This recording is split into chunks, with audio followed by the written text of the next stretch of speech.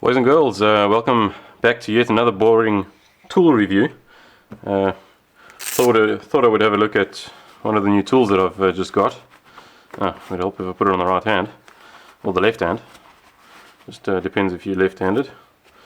Got this a couple of days ago. Thought I would replace my old grinders. The old ones were not really getting old, but I just wanted all my stuff to be the same, DeWALT.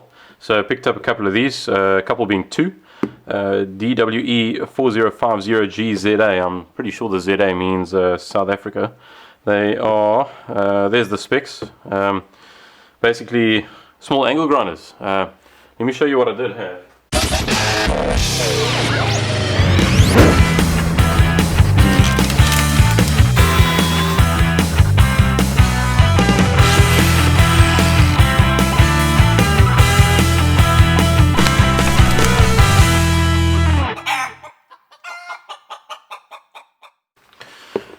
Had a set of these, Black & Decker 900 watt angle grinders basically. Still working, nothing wrong with them, but just wanted to kind of get all my stuff the same. So, let's get into it, see what she's like.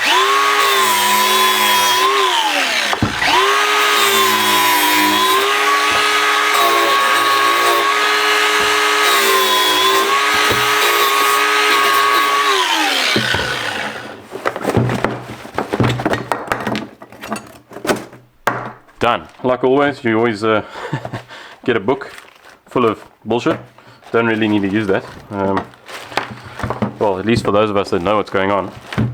Don't think I need these anymore. So, as I was saying, it's basically a 115mm angle grinder. Quite a small little one, but you know, small things still work. Well, at least for some people they do. 230 volts for those of us here in South Africa, and probably other parts of the world as well.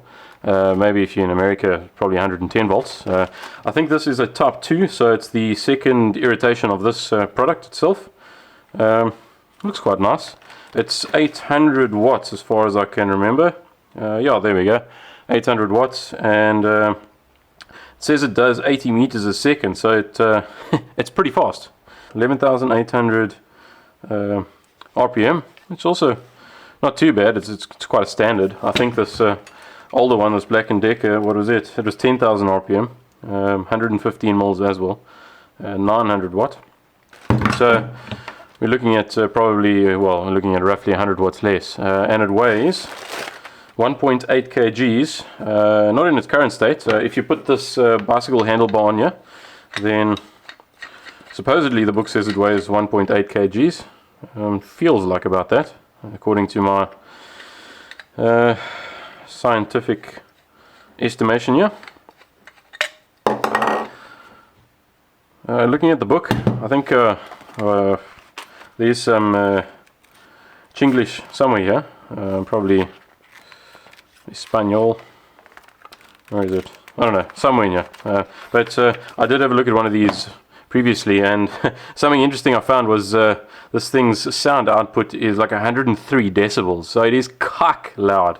You're gonna need a really loud workshop radio if you if you want to listen to the radio while you're using this thing. I read on the box, where's the box? The box says it comes with a free set of dimmers and some garden gloves. I don't know where they are. They're probably... Cool, there we go. There's your free set of dimmers.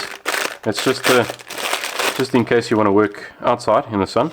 At least you can see what's going on. I don't know how good these are though.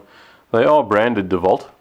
So, oh, there we go. There's its standard ANSI Z87.1. That's basically an American standard, safety standard for the testing that these glasses have got to go through. Again, from what I can remember reading about that standard, is it's basically just through basic tests, basic impact tests, high impact testing, exposure to radiation and various chemicals, and also durability against flames and corrosion. So if you're dealing with some chemicals, really bad ones, maybe don't use these.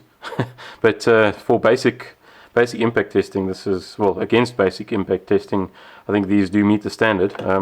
Comparing it to this set of safety glasses, this is also a set by DeWALT. These ones are Z87 Plus. The 87, well, the plus means that they are high impact rated or tested. I'm not sure what the R stands for. There is a small R plus on the lenses. But I digest. Let's get back to the task at hand. Also comes with some garden gloves. I don't know, not too bad. Nice little DeWALT rubber tab on there, and it's got a bit of a grippy rubber section in case you put on too much lube. Things don't get out of hand then. Seems like it also comes with an Allen key. Goodness knows what for. I mean, what the heck? Everything. I don't actually see any Allen key or cap screws on this thing. You know, what were they thinking? Free tools. But otherwise, as a general look and feel, it's quite a slender body for very, very firm casing. It's heavy. It feels weighty. Feels like quality. If I compare it to, say, this Black & Decker, if you have a look closely, the DeWALT's diameter, the tool diameter here, or the body's diameter, is slightly smaller than the Black & Decker's diameter. So if you've got big hands, that's all good and well. I can hold this just fine, but for those of you that have got smaller hands, this might be a tool for you. It's a lot easier to grip, especially with gloves on. You know, you should always be wearing a glove, and that's to protect your hands, of course. You got more control when you're using it. It's got quite a small head. That's for getting into those tight spots. Aluminium alloy, looks like it, nice and strong. Bit of a plastic end on the tip. I'm not sure how or what this type of plastic is going to be. Maybe in another video we'll do a teardown of this thing, but not today. It's got this little kind of locking stop or rotation stop. That's for taking the I don't know, blade holder, or I don't know what you call this thing, taking that off. It's got the single-handed guard lock here, so you don't need any tools or anything. It's quite nice. You just push this little lever down, and then kind of the guard releases and you can adjust it. So that's quite nice. It's always good to have single-handed operation. Feels pretty good in the hand, you know, all that type of bullshit. Even if you're left-handed, it also works, as far as I know. I think you can probably adjust this. Oh, there we go. So for those lefties, you can use it with the blade facing away from you. But for myself, I am right-handed, so I will generally use it like that. Where was that bicycle grip? Bicycle handle was somewhere here. Found it. Kind of got away from me there, but it's also got one of these little handle grips. Really plasticky type of thing. I'm not sure. It feels like a very, very hard plastic. I'm not sure if it's ABS or I don't think it's a nylon. It feels too brittle for that. It just screws onto the tool. Can go on both sides. It's dual-sided. Also goes in the right-hand side or the left-hand side, depending on how you're looking at the tool. So that's quite handy. I think most grinders come with these things. And looking at the switch, for a right-handed person, I enjoy this style of switch.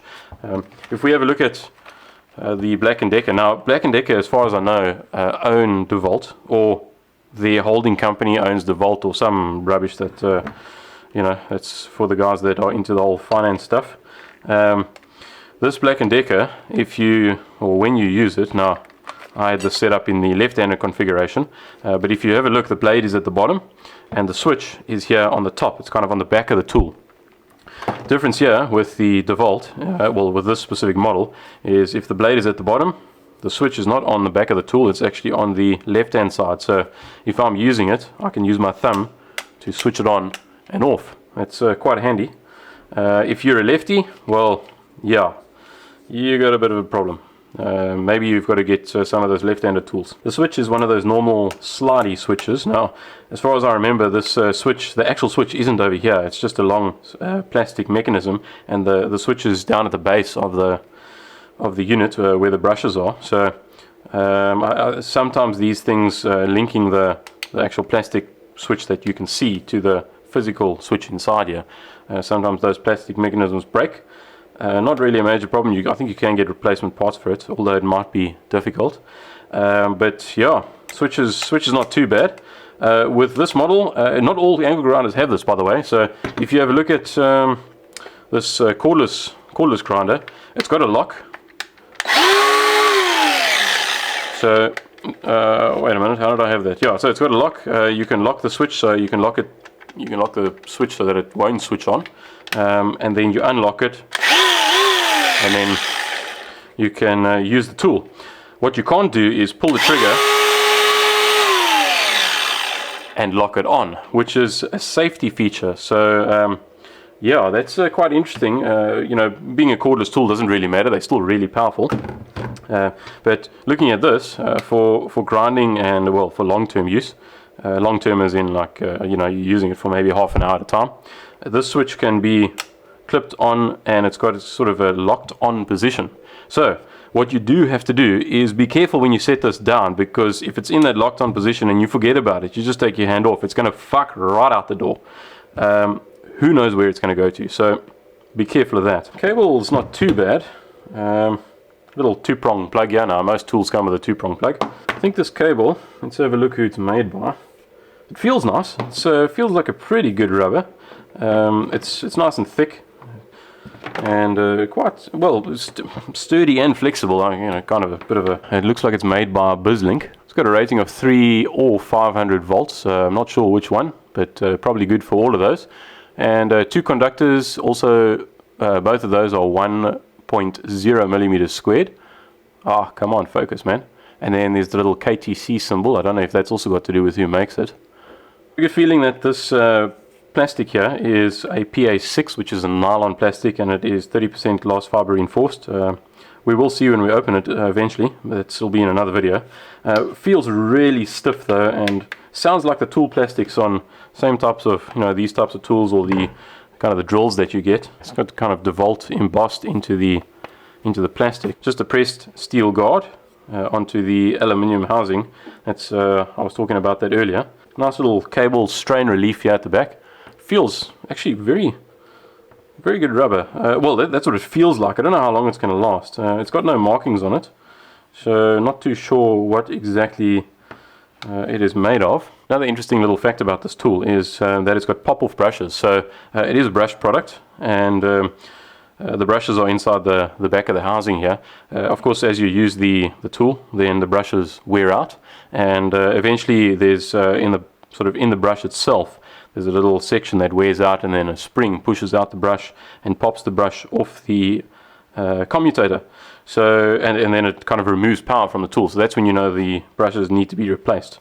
I don't think these are user replaceable. Of course, anybody that is using these tools is probably good enough to just take off the screws, take the head off, remove the motor and the brush section out the back, and just replace them yourself. Come on, it's not that difficult. So overall, yeah, pretty good. Let's plug it in and see what she sounds like. I'm not sure how it feels. Nice and smooth, the gearbox. Again, not sure. These are probably not forged gears. They'll be like a sintered metal type of thing.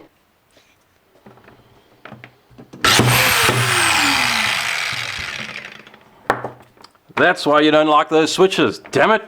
Ah. It will just as easily happen to somebody else at some stage along the line. So anyway,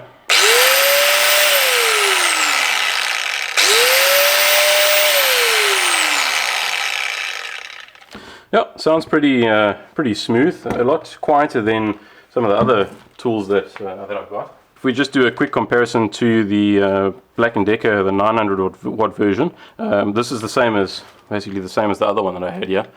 Just have 2 of the same one. Let's have a listen to the different sounds. Oh.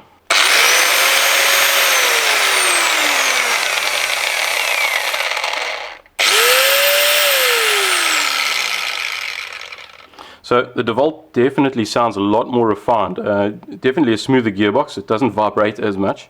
That's actually going to make a bit of a difference, because when you're using this thing for, say, 20 minutes, half an hour, 40 minutes at a time, your hand gets kind of tired of that vibration. So the smoother the tool, the easier it is on the body. which is quite nice. Although, you know, there's quite a bit of a price difference. I think this DeWALT is about twice, or just more than twice the price of these Black & Deckers. But still, this wasn't a bad product. It still works, does the job. So yeah, that's about it. We'll see you next time. Cheers.